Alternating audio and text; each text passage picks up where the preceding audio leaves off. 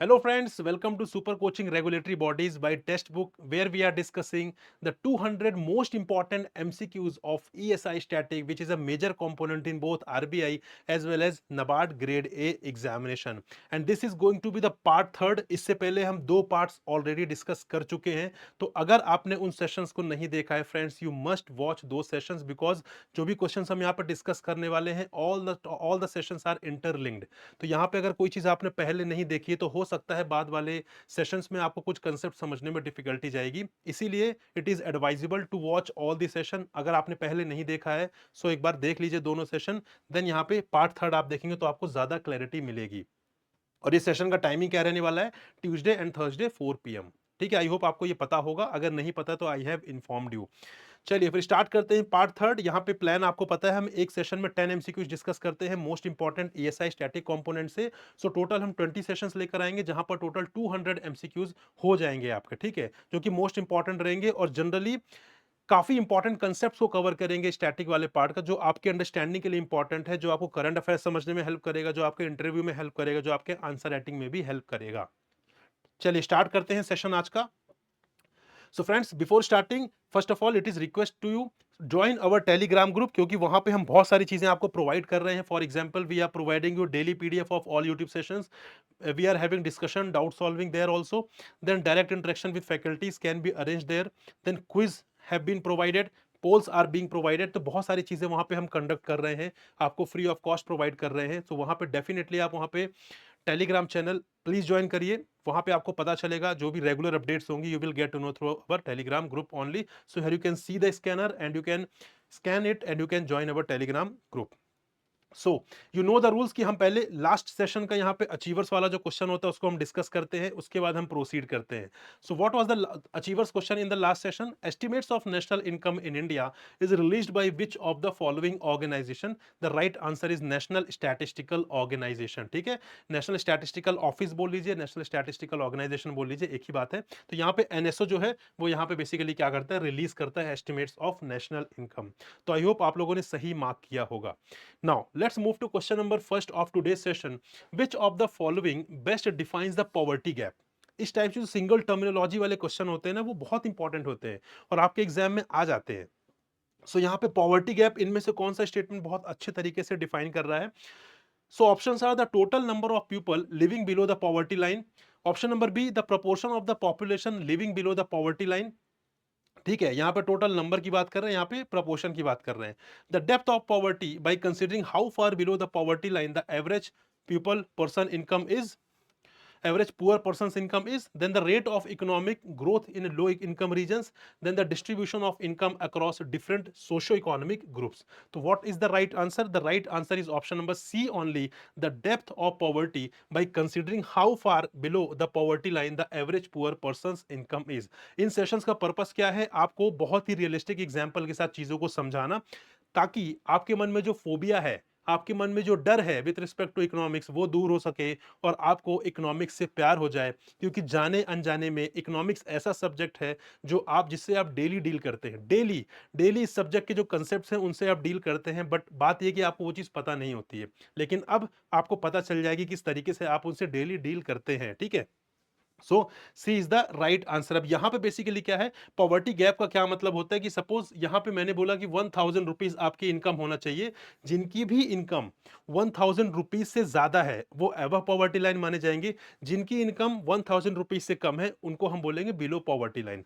तो यहाँ पे पॉवर्टी गैप का क्या मतलब है? पॉवर्टी गैप का मतलब है ये चीज देखना कि 1000 रुपए, we are taking an example कि 1000 रुपए से जिसकी इनकम कम है तो कितनी कम है. ठीक है, किसी की इनकम यहाँ पे 900 होगी, किसी की इनकम यहाँ पे 800 होगी, किसी की यहाँ पे 700 होगी. तो कितनी कम है, इसी को हम बोलते हैं पॉवर्टी गैप.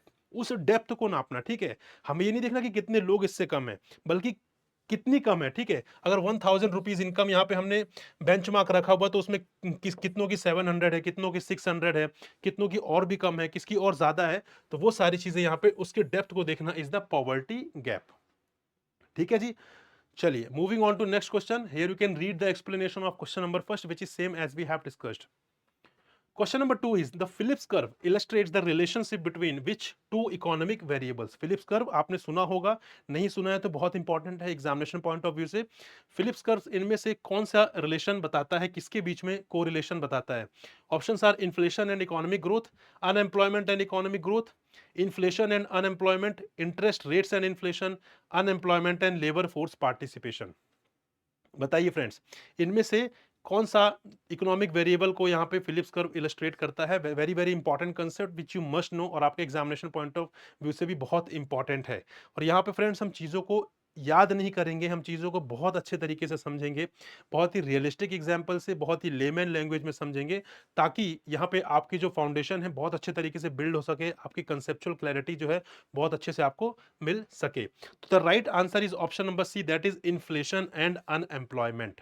यहाँ पर जो फिलिप्स कर्व है वो बात करता है इन्फ्लेशन एंड अनएम्प्लॉयमेंट के बीच के रिलेशन की। अब वो रिलेशन क्या बताता है? वो रिलेशन ये बताता है कि इन दोनों में इनवर्स रिलेशन है, मतलब अगर इन्फ्लेशन ज्यादा है, इन्फ्लेशन अगर ज्यादा है तो अनएम्प्लॉयमेंट कम रहेगा। ठीक है, अगर यहाँ पे इन्फ्लेशन ज्यादा है तो अनएम्प्लॉयमेंट जो है वो कम रहेगा। Inverse relation between the inflation and unemployment क्या मतलब है और कैसे होगा? तो इस फिलिप्स कर्व का जो बेसिकली यहाँ पे एनालिसिस है वो यही है कि अगर इन्फ्लेशन ज्यादा है इकोनॉमी में, उसका मतलब क्या है कि लोग ज्यादा डिमांड कर रहे हैं। आपको पता है जब भी किसी चीज की डिमांड उसकी सप्लाई से ज्यादा होती है तो उसके प्राइस बढ़ते हैं। फॉर एग्जांपल अगर मैं आपसे बोलूं कि अब इंडिया में सिर्फ 100 एप्पल आईफोन अवेलेबल है, ठीक है, 100, तो अब आपको क्या लग रहा है? इसको लेने वाले बहुत सारे लोग हैं लेकिन इसकी सप्लाई बहुत लिमिटेड है, डिमांड इसकी ज्यादा है, लेने वाले 10,000 लोग हैं फॉर एग्जांपल, बट सप्लाई सिर्फ 100, तो डेफिनेटली इसके प्राइसेस बढ़ेंगे। बहुत अच्छा एग्जांपल है कोविड। कोविड के टाइम पर आपने देखा था चीजों के प्राइस कैसे बढ़ गए थे। सेम एमआरपी उसकी अगर 5 रुपीज है तो वो 10 रुपीज में मिल रहा था। ठीक है, क्यों? क्योंकि सप्लाई लिमिटेड हो चुकी थी लेकिन डिमांड बढ़ रही थी। ठीक है, I hope you are getting. तो जब भी यहाँ पे डिमांड बढ़ रही है तो बेसिकली क्या होगा? डिमांड बढ़ती जाएगी तो उसके प्राइसेस भी बढ़ेंगे। तो इसीलिए ये कहना है यहाँ पे फिलिप्स कर्व पे अगर हम बात करें कि अगर इन्फ्लेशन यहाँ पे ज्यादा है, इन्फ्लेशन अगर इकोनॉमी में ज्यादा है, महंगाई ज्यादा है, इसका क्या मतलब है? लोग ज्यादा डिमांड कर रहे हैं। और अगर लोग ज्यादा डिमांड कर रहे हैं तो क्या होगा? बेसिकली उस डिमांड को पूरा करने के लिए सप्लाई ज्यादा करेंगे, क्योंकि सप्लाई ज्यादा करेंगे तभी प्रॉफिटेबिलिटी भी बढ़ेगी। लिमिटेड स्टॉक के साथ तो प्रॉफिट लिमिटेड हो जाएगा। जब उसकी सप्लाई लगातार करते रहेंगे तब जाके यहाँ पे प्रॉफिटेबिलिटी बनेगी, जो यहाँ पे एंटरप्रेन्योर्स होंगे। तो इन्फ्लेशन ज्यादा है मतलब डिमांड ज्यादा है, मतलब उसको फुलफिल करने के लिए सप्लाई ज्यादा करनी पड़ेगी और सप्लाई के लिए ज्यादा प्रोडक्शन करना पड़ेगा। For example Parle G, Parle G अगर आपको बहुत पसंद है, ठीक है, same example that we have been taking since last 2 sessions, Parle G आपको बहुत पसंद है, तो अगर यहाँ पे पार्ले जी की डिमांड ज्यादा है, पार्ले जी की सप्लाई लिमिटेड है, सिर्फ 100 पैकेट्स ऑफ पार्ले जी हैं लेकिन उसकी डिमांड है 10,000 पैकेट, उसके प्राइस बढ़ जाएंगे। तो पार्ले जी वाले जो ओनर है क्या करेंगे? और प्रोडक्शन करेंगे, और प्रोडक्शन करेंगे तो और लोगों की जरूरत पड़ेगी, और लोगों की जरूरत पड़ेगी तो जो अनएम्प्लॉयड थे वो अब एम्प्लॉयड हो जाएंगे। ठीक है, समझ रहे हैं आप? अगर और लोगों की जरूरत पड़ेगी सप्लाई को पूरा करने के लिए, जिनके पास एम्प्लॉयमेंट नहीं था उसको अब यहाँ पे एम्प्लॉयमेंट मिलना चालू हो जाएगा। और यही है इनवर्स रिलेशन की, यहाँ पे अगर इन्फ्लेशन ज्यादा है तो अनएम्प्लॉयमेंट कम होगी। I hope you are getting it. ठीक है, वाइस वर्सा अगर हम बात करें यहाँ पर, तो अगर इन्फ्लेशन कम है, इन्फ्लेशन कम है मतलब डिमांड कम है, डिमांड कम है इकोनॉमी में, अगर डिमांड कम है तो जो स्टॉक बचा हुआ है उसको ही यहाँ पे निकालना कंपनी के लिए एक हेडेक बना हुआ है। ठीक है, तो यहाँ पे पार्ले जी का स्टॉक बहुत है लेकिन डिमांड ही नहीं है। अगर डिमांड नहीं है तो वो चीज रखे रखे खराब हो रही है, अगर खराब हो रही है तो कंपनी उसको कम प्राइसेस में निकालेगी और कंपनी फर्दर प्रोडक्शन नहीं करेगी, क्योंकि उनके पास जो स्टॉक में है वो चीज अभी खत्म करना इंपॉर्टेंट है। तो अगर फर्दर प्रोडक्शन नहीं करेगी तो जो लोग अभी पार्ले जी से जुड़े हुए थे उसको क्या करेंगे? उनको धीरे धीरे ले ऑफ करना चालू करेंगे, क्योंकि बैठाकर सैलरी बहुत दिन तक नहीं दे सकते हैं। ठीक है, तो वैसे में क्या होगा? इन्फ्लेशन कम हो गया और यहाँ पे अनएम्प्लॉयमेंट बढ़ गया, क्योंकि जिसके पास एम्प्लॉयमेंट था वो इन्फ्लेशन कम होने से, डिमांड कम होने से उनका ले ऑफ हो गया, जिसकी वजह से अनएम्प्लॉयमेंट बढ़ गया। आई होप आपको पूरी पिक्चर क्लियर है। This is the relation that is illustrated by the Phillips curve. ठीक है, चीजों को हमें समझना है। I am repeating it again, आपको चीजों को याद नहीं करना है, आपको चीजें सिर्फ समझते हुए चलना है। So here is the explanation which you can read. हालांकि बहुत सारे फैक्टर्स हैं, ये बस एक एक थ्योरी है जिसमें ये चीज बताई जा रही है। बहुत सारे फैक्टर्स काम करते हैं एक साथ, ये शॉर्ट टर्म के लिए होता है, लॉन्ग टर्म के लिए होता भी नहीं है। शॉर्ट टर्म का प्रिंसिपल है लेकिन है, और कंसेप्ट है, आपके एग्जाम के लिए इंपॉर्टेंट है, इसलिए आपको पढ़ना है और समझना है। Question number third is absolute poverty is defined as which of the following. हम बात करें एब्सोल्यूट पॉवर्टी, कोई भी चीज एब्सोल्यूट हम बात करते हैं तो क्या मतलब होता है उसका? Options are a condition where individuals lack access to high quality health care, a situation where individuals live below a set income threshold that is deemed necessary to maintain basic living standards, a state where people earn less than 50% of the median income of their country, a scenario where individuals face temporary financial hardship due to economic downturns, and option number E is a condition where people are unable to afford luxury goods and services. We are talking about absolute poverty, right? The answer is option number B, a situation where individual live below a set income threshold that is deemed necessary to maintain basic living standards. यहाँ पे एक fix कर दिया गया, एक benchmark fix किया गया है कि अगर आप इस बेंचमार्क के नीचे हैं, अगर आप 1000 रुपीज पर मंथ नहीं कमा रहे हैं तो आप बिलो पॉवर्टी लाइन में आएंगे। अगर आप 1000 रुपीज कमा रहे हैं या उससे ज्यादा कमा रहे हैं तो आप अबव पॉवर्टी लाइन रहेंगे। सो this is the absolute poverty, जहां पर एक बेंचमार्क फिक्स कर दिया गया है। This is not the relative poverty जहां पे कंपैरिजन कर रहे हैं कि वो इंसान इससे गरीब है, वो इंसान ज्यादा पुअर है। यहाँ पे कंपैरिजन नहीं चल रहा है, यहाँ पे एक बेंचमार्क फिक्स है। अगर आप उस बेंचमार्क को मीट कर रहे हैं so you are above the poverty line, अगर आप उस बेंचमार्क को नहीं मीट कर रहे हैं तो आप बिलो पॉवर्टी लाइन है। And this is the absolute poverty. किसी भी चीज को हम एब्सोल्यूट करते हैं तो वो बेंचमार्क फिक्स होता है, राइट? तो वही चीज यहाँ पे लिखी है, situation where individuals live below a set income threshold that is deemed necessary to maintain basic living standards. Got it? चलिए, साथ साथ में आपको चैट बॉक्स में आंसर भी यहाँ पे मार्क करते चलना है, गलतियों से नहीं डरना है। सारी गलतियां आपको इन्हीं सेशंस में करनी है ताकि वहां पे जो स्कोप है आपका वो कम हो जाए। मेन एग्जाम में वहां पे आप अपना बेस्ट दे सके, वहां पे गलतियां करने का स्कोप नहीं है। सारी गलतियां आपको इन्हीं सेशंस में करनी है, इसीलिए प्रैक्टिस भी यही करना है, सीखना भी यही है और गलतियां भी यही करना है, ठीक है? और गलती करने से बिल्कुल नहीं डरना है, खूब गलतियां करनी है और उनको एक्सेप्ट करना है और मूव ऑन करना है। यही लाइफ का प्रिंसिपल है। सिर्फ आपको एग्जामिनेशन पॉइंट ऑफ व्यू से नहीं बात कर रहे हैं, जिंदगी में भी यही करना है। बहुत सारी गलतियां करनी, लेकिन एक गलती को बार बार रिपीट नहीं करना है। गलती करिए, उस गलती से सीखिए और वापस से उस गलती को कमिट मत करिए। This is the principle. So this is the explanation regarding the absolute poverty. Question number 4 is the unemployment trap refers to which of the following situation. ठीक है, बहुत ही इंपॉर्टेंट टर्म है इकोनॉमिक्स में, अनएम्प्लॉयमेंट ट्रैप। तो ये आपको पता होना चाहिए। अगेन एग्जाम में इस टाइप से क्वेश्चन पूछ लिए जाते हैं। So what is unemployment trap? Unemployment trap is when individuals are unemployed due to seasonal fluctuations in the demand for labour, or when individuals remain unemployed because the financial benefits of being unemployed outweigh the financial benefits of working. Option number C is when individuals are unemployed due to a mismatch between their skills and job requirements. Option number D is when individuals are unable to find work due to technological advancements that reduce the need for labor. Option number E is when individuals are unemployed because they are transitioning between jobs. क्या है right answer of this question? Right answer is option number B, that is when individuals remain unemployed because the financial benefits of being unemployed outweigh the financial benefits of working. ठीक है, यहां पे लोग जानबूझकर unemployed रहना चाह रहे हैं क्योंकि उनको लग रहा है कि अगर मुझे एम्प्लॉयमेंट भी मिलेगा तो मैं इतनी या इससे कम ही फैसिलिटीज मिलेगी मुझे जो मुझे अनएम्प्लॉयड रहने पर मिल रही है। फॉर एग्जाम्पल, इसका बहुत अच्छा एग्जाम्पल है जो यहाँ पे फ्री बीज हैं, जो यहाँ पे फ्री बीज प्रोवाइड की जा रही है बाय द गवर्नमेंट। फ्री अनाज प्रोवाइड किया जा रहा है, ठीक है, फ्री यहाँ पे वीट, फ्री राइस, ये सारी चीजें फ्री ऑफ कॉस्ट प्रोवाइड की जा रही है। तो उससे क्या हो रहा है, उससे यहाँ पे जो अनएम्प्लॉयड लोग हैं उन्हें लग रहा है कि सारी बेसिक फैसिलिटीज हमें मिल रही हैं, ठीक है, हम जॉब भी करेंगे तो हमें यही चीज मिलेगी, तो वो अनएम्प्लॉयड रहना ज्यादा पसंद कर रहे हैं। This is the unemployment trap. ठीक है, तो यहाँ पे बेसिकली जो सब्सिडीज दी जा रही है, जो फैसिलिटीज दी जा रही है फ्री ऑफ द कॉस्ट, वो कहीं ना कहीं इस चीज के अगेंस्ट में जा रही है। तो this is the unemployment trap. जो आपको समझना है कि यहाँ पे पर्सन जो है वो इंटेंशनली चाहता है कि मैं अनएम्प्लॉयड रहूं क्योंकि उसको लगता है कि अगर मैं एम्प्लॉयमेंट करूंगा तो उसकी कॉस्ट ज्यादा है, फैसिलिटीज मुझे यही मिलनी है जो मैं अनएम्प्लॉयड रहकर भी यहाँ पे ले पा रहा हूं। Got it? So this is the question number 4 and here you can read the explanation of this particular question. Question number 5 is the usual status approach for measuring unemployment primarily focus on which of the following. अब यहाँ पे जो unemployment कैसे पता चलता है कि हमें कितने लोग अनएम्प्लॉयड है, कंट्री में कितने लोग अनएम्प्लॉयड है, कैसे पता चलता है? उसका एक सर्वे करना पड़ेगा। ठीक है, सर्वे कौन करता है? एजेंसीज करती हैं, ऑर्गेनाइजेशंस करते हैं, ठीक है, नेशनल एजेंसीज जो होती हैं। उस सर्वे को करने के अलग अलग अप्रोच होते हैं, उनमें से एक अप्रोच होता है यूजुअल स्टेटस अप्रोच। इस अप्रोच के थ्रू जब सर्वे होता है तब पता चलता है कितने लोग अनएम्प्लॉयड है। इसी तरीके से और भी यहाँ पे अप्रोचेस हैं, तो हम बात कर रहे हैं यूजुअल स्टेटस अप्रोच की। तो usual status approach for measuring unemployment primarily focus on which of the following?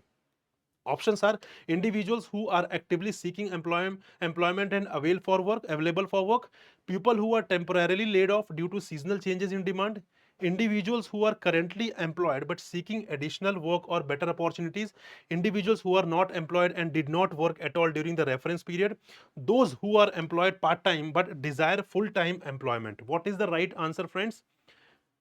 आपको चैट बॉक्स में आंसर साथ साथ में लिखते हुए चलना है। I am repeating it again, आपके बेनिफिट के लिए है, आपको ही कॉन्फिडेंस मिलेगा, गलती करने से नहीं डरना है, बहुत सारी गलतियां करिए, सीखते चलिए। Right answer is option number D. ठीक है, अब मैंने आपको क्या बताया कि किसी भी कंट्री में कैसे पता चलता है कि कितने परसेंट लोग अनएम्प्लॉयड हैं। सर्वे करना पड़ता होगा, सर्वे कौन करेगा? Government agencies. ठीक है, वो डिस्कशन अलग है। अब सर्वे करने के अलग अलग अप्रोचेस होते हैं, like for example usual status approach, current daily status, weekly status approach. तो यहाँ पे जो यूजुअल स्टेटस अप्रोच है, यहाँ पे जनरली रेफरेंस पीरियड होता है। एक रेफरेंस पीरियड लेंगे, अदरवाइज हम कैसे पता कर पाएंगे, हम कितने दिन का हम यहाँ पे ट्रैक रखेंगे? तो इन अप्रोचेस के तहत एक रेफरेंस पीरियड लिया जाता है। तो यूजुअल स्टेटस अप्रोच में जनरली 365 डेज का यहाँ पे क्या किया जाता है, एक रेफरेंस पीरियड रखा जाता है। तो 365 डेज जब भी यहाँ पे सर्वे हो रहा है, आज अगर सर्वे हो रहा है तो आज से 365 डेज पहले काम देखेंगे। अंडर यूजुअल स्टेटस अप्रोच के 365 डेज पहले कितने परसेंट लोग अनएम्प्लॉयड थे, उसका फॉर्मूला क्या हो सकता है? सिंपल, किस फैक्टर को कंसीडर करते हैं कि 365 डेज में अगर मोस्ट ऑफ द ईयर मतलब 182 डेज, अगर कोई पर्सन अगर लेस देन 182 डेज एम्प्लॉयड है पिछले 365 डेज में जब सर्वे हो रहा है, तो उसे हम कंसीडर करेंगे कि वो अनएम्प्लॉयड है। अगर उसके पास एम्प्लॉयमेंट है फॉर मोर देन 182 डेज, तो हम उसे मानेंगे कि वो एम्प्लॉयड है। तो इस तरीके से हम डिवाइड कर देंगे। ठीक है, सपोज यहाँ पे हमने कैलकुलेट किया कि यहाँ पे 40% ऑफ द पॉपुलेशन क्या है, 40% ऑफ द पॉपुलेशन के पास एम्प्लॉयमेंट था लेकिन 180 डेज से कम था, 182 डेज से कम था। तो उस केस में क्या होगा, हम ये मान लेंगे कि 40% जो लोग हैं वो अनएम्प्लॉयड थे। अनएम्प्लॉयड का ये मतलब नहीं होता कि एक भी दिन काम नहीं किया उन्होंने साल में। ठीक है, इसका एक सिंपल सिंपल कैलकुलेशन है कि यहाँ पे अगर हम यूजुअल स्टेटस अप्रोच के अंदर बात कर रहे हैं तो जनरली 365 डेज का रेफरेंस पीरियड लिया जाता है और उस रेफरेंस पीरियड में अगर मोर देन हाफ ईयर में किसी पर्सन ने काम किया तो उसे माना जाएगा आप एम्प्लॉयड हो, और अगर 182 डेज से कम में काम किया तो माना जाएगा कि आप अनएम्प्लॉयड हो। ठीक है, इसीलिए मैं बोल रहा हूँ चीजों को समझते हुए चलना है हमें। सो यही चीज बोल रहा हूं, option number D. You can read the explanation from here. Question number 6 is the current daily status, the second approach. ठीक है, हमने बात किया कि अलग अलग अप्रोचेस होती है, तो हमने यूजुअल स्टेटस अप्रोच देखा। Now we are talking about the current daily status approach. So the current daily status approach for measuring unemployment primarily focus on which of the following? Your options are individuals who are actively seeking employment and available for work on a specific day, further people who are temporarily laid off due to seasonal changes in demand, then individuals who are currently employed but seeking additional work or better opportunities, then those who are employed part time but desire full time employment, and then individuals who are not employed and did not work at all on the specific day of measurement. What is the right answer for this question? Option number A, that is individuals who are actively seeking employment and available for work on a specific day. ठीक है, अब यहां पे देखिए basically current daily status में क्या होता है कि if a person does not get employment even for a single day in a week, यहां पे रेफरेंस पीरियड क्या है? एक वीक है, क्योंकि हम बात कर रहे हैं करंट डेली स्टेटस में, तो यहां पे रेफरेंस पीरियड हम रखते हैं एक वीक। और एक वीक में अगर कोई किसी पर्सन के पास इवन अ सिंगल डे, एक दिन भी अगर काम नहीं होता है, then he shall be considered as unemployed as per this approach. हमने वहां पे यूजुअल स्टेटस अप्रोच में कितना रेफरेंस पीरियड लिया था? 365 डेज का। 365 डेज में हमने क्या देखा था कि जिनके पास 182 डेज से कम काम था पिछले 365 डेज में, उनको हमने अनएम्प्लॉयमेंट की कैटेगरी में डाला। और यहाँ पे जिनके पास वो मोर देन 182 डेज से ज्यादा काम था, उनको हमने एम्प्लॉयड की कैटेगरी में डाला। वो हो गया यूजुअल स्टेटस अप्रोच। सेकंड हम बात कर रहे हैं about the current daily status, जहां पे हमारा रेफरेंस पीरियड एक वीक है, वहां पे 365 डेज था, यहाँ पर एक वीक है। और हर एक वीक में पर्टिकुलर, आज मैं अगर सर्वे कर रहा हूं तो पिछला एक वीक देखूंगा कि एक वीक में किसके पास एक भी दिन का काम नहीं था। जिसके पास एक दिन का भी काम था वो एम्प्लॉयड माना जाएगा, जिसके पास एक दिन का भी काम नहीं था पिछले 7 दिनों में, उसे हम बोलेंगे कि वो अनएम्प्लॉयड है। तो ये अलग अलग अप्रोचेस होती है। ठीक है, इनमें से कोई एक ही फॉलो होता है, ऐसा कोई कंपलसरी नहीं कि सारे अप्रोचेस के थ्रू करना है। तो यहाँ जनरली क्या करती है गवर्नमेंट, उस अप्रोच के तहत यहाँ पे सर्वे करवाती है जिसका रिजल्ट उनके फेवर में आता है। जहां पे अनएम्प्लॉयमेंट कम आएगा, ऑब्वियस सी बात है गवर्नमेंट उन्हीं अप्रोच को अडॉप्ट करेंगे। बट क्योंकि हमारे सिलेबस में है, हमारे लिए अंडरस्टैंडिंग इंपॉर्टेंट है सारी अप्रोचेस की, इसलिए हम चीजों को कवर कर रहे हैं। ठीक है, आई होप आप समझ रहे हैं चीजों को, करंट डेली स्टेटस। ठीक है, चलिए Moving to question number 7th, which of the following is situation under which employed people are contributing to production less than they are capable of? आप जितने ज्यादा कैपेबल हैं लेकिन आप उस प्रोडक्टिविटी के साथ काम नहीं कर रहे हैं तो उसको हम क्या बोलेंगे? Open unemployment, disguise unemployment, under employment, casual unemployment और वल्नरेबल अनएम्प्लॉयमेंट। क्या बोलेंगे? आपकी जितनी क्षमता है, आपकी जितना कैपेबिलिटी है, आप उस कैपेबिलिटी के साथ, उस प्रोडक्टिविटी के साथ अगर काम नहीं कर रहे हैं तो उसे हम क्या बोलेंगे? उसे हम बोलेंगे अंडर एम्प्लॉयमेंट। ठीक है? उसे हम बोलेंगे अंडर एम्प्लॉयमेंट। आप एम्प्लॉयमेंट में तो हैं, लेकिन आप अंडर एम्प्लॉयमेंट, क्योंकि आप जो प्रोडक्टिविटी आप कर सकते हैं, जिस प्रोडक्टिविटी, जिस कैपेसिटी के साथ आप काम कर सकते हैं, उस प्रोडक्टिविटी के साथ आप काम नहीं कर रहे, तो आप अंडर एम्प्लॉयमेंट की कैटेगरी में फॉल करेंगे। Right? This is the explanation which you can read. Question number 8, seasonal unemployment primarily occurs due to which of the following reasons? अब यहाँ पे अगर आपको नहीं भी पता है तो भी आप पहले वर्ड्स को पढ़िए। सीजनल अनएम्प्लॉयमेंट मतलब किसी सीजनल इंडस्ट्री से एसोसिएटेड है, किसी सीजन बेसिस पर। मतलब अगर मेरा जो बिजनेस है वो रेनी सीजन में काफी एक्टिव रहता है तो वहां पर मैं एम्प्लॉयड हूँ, बाकी सीजन में कंपेरेटिवली मैं अनएम्प्लॉयड हूँ। ठीक है, तो we are talking about seasonal unemployment. So किसकी वजह से होता है? Technological advancement that reduce the demand for certain skills, then fluctuations in the business cycle such as economic recessions, then voluntary decisions by workers to leave their jobs for personal reasons, then changes in the demand for labor based on seasonal variations in industries such as agriculture or tourism, and long term shifts in the structure of the economy leading to mismatched skill। किसकी वजह से होता है seasonal unemployment? मैंने आपको बताया था कि क्या होता है seasonal unemployment. So the right answer will be option number D, changes in the demand for labour based on seasonal variations in industries such as agriculture और टूरिज्म। तो जो लोग भी शुगर केन वाली जो फसल होती है उससे एसोसिएटेड है, ठीक है, उस इंडस्ट्री से एसोसिएटेड है, तो क्या होगा, एक एक टाइम पर काफी एम्प्लॉयमेंट रहेगा उनके पास टाइम नहीं होगा कुछ और करने का। लेकिन जैसे ही वो सीजन खत्म हो जाएगा बेसिकली उसका शुगर केन वाला, तो उस केस में क्या होगा, उस केस में वो अनएम्प्लॉयड हो जाएगा। तो जो भी सीजनल बिजनेसेस होते हैं, ठीक है, जो किसी सीजन में अच्छा पीक में होते हैं और किसी सीजन में एकदम कंप्लीटली जीरो पर होते हैं, तो ऐसे इंडस्ट्री से, ऐसे काम से अगर जो लोग जुड़े होते हैं उन्हें हम बोलते हैं कि सीजनल अनएम्प्लॉयमेंट की कैटेगरी में आते हैं अगर वो अनएम्प्लॉयड हैं तो।